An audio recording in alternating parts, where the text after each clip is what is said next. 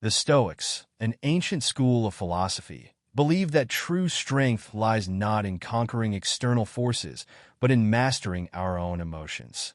In today's world, this wisdom is more relevant than ever. Have you ever felt drained by negativity after interacting with someone? Toxic people can disrupt our mental well-being, leaving us feeling frustrated and powerless. But what if there were practical strategies to navigate these difficult dynamics?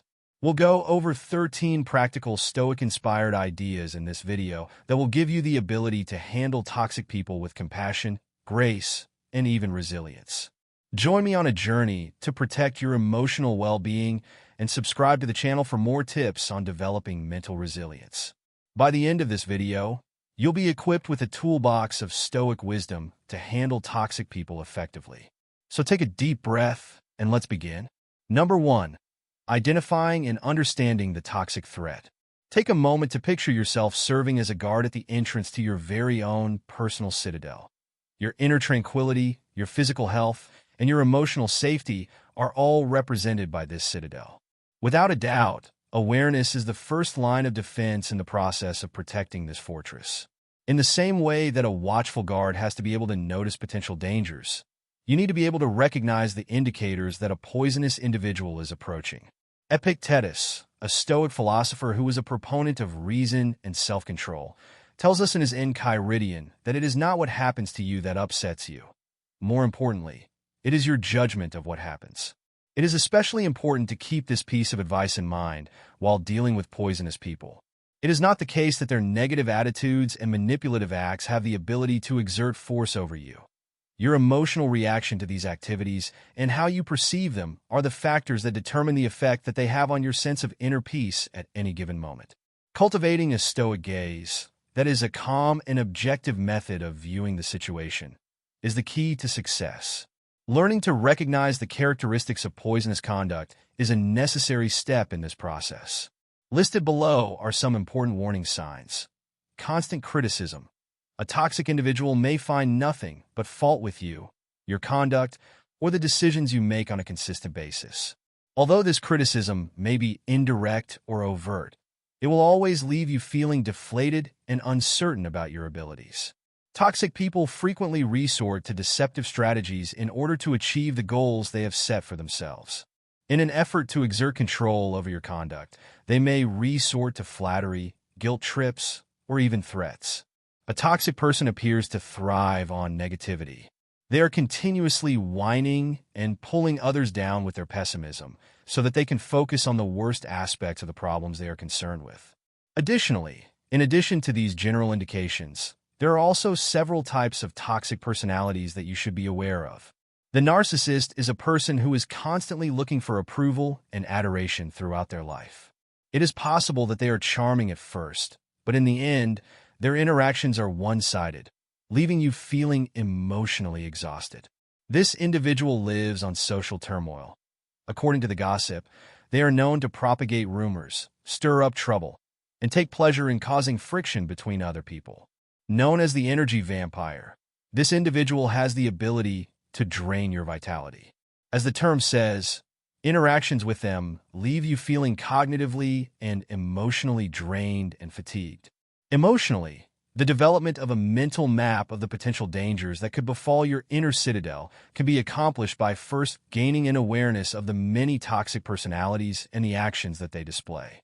In the same way that a Roman Stoic philosopher like Seneca might devise a plan to combat an adversary on the battlefield, you may make use of your newly acquired awareness to anticipate the strategies employed by potentially harmful individuals and devise a strategy to safeguard your emotional well-being. Number 2, fortify your walls. Put yourself in the shoes of Marcus Aurelius, the famous Stoic emperor of Rome. In order to rule a wide empire, one needed to possess power, knowledge, and unyielding determination. When it comes to strengthening the walls of your own inner citadel, often known as your emotional well-being, these same attributes are vital. Undoubtedly, the boundaries that you have established are the foundation of this citadel. When dealing with toxic people, boundaries are the obvious lines that you create in the sand to demarcate your personal space. They determine the kinds of conduct that you will and will not approve of. You should not permit poisonous people to intrude on your emotional territory in the same way that a powerful monarch would not permit his boundaries to be violated. What comes into play here is the Stoic philosophy, which emphasizes the importance of reason and self-control. In order to take the initial step, you must first determine which activities deplete your energy or violate your sense of who you are. Is it the persistent pessimism shared by a friend? When a co-worker engages in manipulative behavior, the intrusive counsel of a family member? Make sure that you are open and honest with yourself about the things that you will not bear. The next step, once you have determined these boundaries, is to communicate them in a clear and concise manner. Tap into your inner Marcus Aurelius and be firm while still being fair. To facilitate effective communication, the following are some strategies. Think about how you are feeling and use I statements rather than making accusing words. For example, instead of saying, "You're always so negative," you could try saying something like, "I feel drained when you constantly focus on the unpleasant things." Be as specific as possible. Take care not to leave any chance for misunderstanding.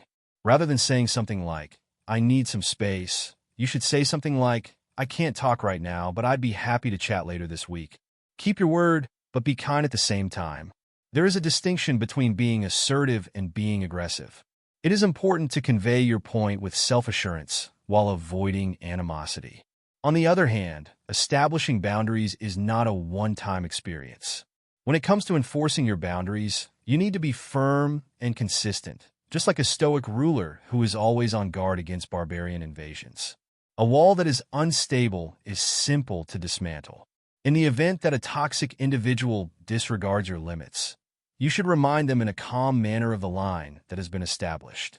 It may even be necessary for you to restrict your interaction with the person or completely withdraw from the situation. Keep in mind that establishing limits is not about punishing someone. Rather, it is about protecting yourself. Envy, a vice that frequently serves as a source of poisonous talk, was vigorously avoided by the Stoics. Through the establishment of boundaries, you are not engaging in selfish behavior. Rather, you are merely safeguarding your emotional well-being and establishing the space necessary for you to build inner peace. Within the context of your Stoic path toward a life of peace, a strong citadel that is characterized by boundaries that are clearly defined and well-defended is an essential component. Number 3, practicing emotional apathy, the Stoic art of detachment. The idea of apatheia, or emotional detachment, was highly valued by the Stoics. This does not imply a lack of feelings, but rather the ability to maintain inner tranquility despite external provocations. Toxic people thrive on eliciting emotional reactions, anger, frustration, guilt, but by practicing Stoic detachment, you take away their power over you. Imagine yourself as an ancient Stoic philosopher, standing unmoved by the storms around you. When confronted with toxicity, remind yourself of Epictetus' wisdom. It's not what happens to you, but how you react to it that matters.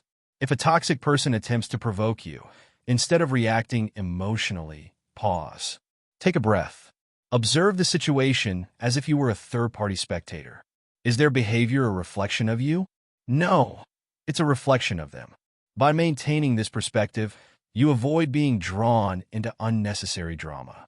One practical technique is the view from above exercise, practiced by Marcus Aurelius. Imagine yourself looking at the situation from a bird's eye view, detached from personal emotions. From this higher perspective, does this person's toxicity truly matter in the grand scheme of your life? Likely not. Through this practice, you cultivate resilience and inner peace, making it difficult for negativity to penetrate your emotional fortress. Number 4, master the art of indifference. Indifference, in the Stoic sense, does not mean ignorance, but the ability to remain unaffected by external negativity. Seneca reminds us, we suffer more in imagination than in reality. Toxic people often rely on your reactions to fuel their behavior. If they don't get the response they seek, their influence weakens. Practice selective attention. Focus only on what adds value to your life, and ignore what is not. If someone spreads negativity, gossip, or manipulation, disengage. Do not argue, defend, or justify yourself. Instead, respond with calmness or even silence. A useful strategy is the gray rock method, where you become emotionally unresponsive, like a dull, uninteresting rock. Toxic individuals crave emotional reactions, but by giving them nothing to feed off, they lose interest in engaging with you. This method reinforces your emotional autonomy and prevents unnecessary conflict. Number 5. The power of amor fati, loving your fate. Amor fati, or love of fate, is a Stoic principle that encourages acceptance of all life's experiences, even the unpleasant ones. When faced with toxic individuals, rather than resenting their presence, view them as an opportunity to strengthen your resilience. Marcus Aurelius wrote, "The impediment to action advances action. What stands in the way becomes the way." If a toxic person challenges your patience, see it as a chance to practice patience. If they provoke frustration, use it as a test of your composure. Instead of asking, "Why is this happening to me?" ask, "How can this make me stronger?" By reframing challenges as growth opportunities, you strip toxic individuals of their ability to harm you. Number 6. Control your response, not the other person. Stoicism teaches that we cannot control others, only ourselves. When dealing with difficult people, focus on your response rather than trying to change their behavior. If someone is rude or manipulative, recognize that their actions stem from their own issues, not yours. As Epictetus advises, if someone succeeds in provoking you, realize that your mind is complicit in the provocation. In other words, you have the power to choose whether or not to engage. Instead of fighting toxic people or trying to reason with them, simply acknowledge their behavior and move on. Your peace of mind is more valuable than proving a point. Number 7. Strengthen your inner circle. Just as ancient Stoics surrounded themselves with wise and virtuous individuals, you too must curate your social circle. Toxic people can drain your energy, but supportive relationships replenish it. Evaluate the people in your life. Do they inspire and uplift you, or do they create stress and negativity? Choose to invest in relationships that align with your values and contribute to your well-being. A strong support system acts as an emotional buffer against toxicity. When faced with negativity, turn to those who remind you of your worth and encourage your growth. Number 8. Journaling for self-reflection. Marcus Aurelius kept a personal journal where he reflected on his thoughts, emotions, and interactions. This practice can help you process encounters with toxic people. When you feel emotionally affected, write down what happened, how you felt, and how you responded. Ask yourself, did I react in alignment with Stoic principles? Could I have handled the situation differently? Journaling offers clarity and helps you identify patterns in your reactions. Over time, this practice enhances self-awareness and equips you with strategies to navigate difficult interactions with greater wisdom. Number 9. Embrace silence and walk away. Not every battle is worth fighting. Sometimes, the best response to toxicity is silence. The Stoics valued the ability to walk away from unnecessary conflict.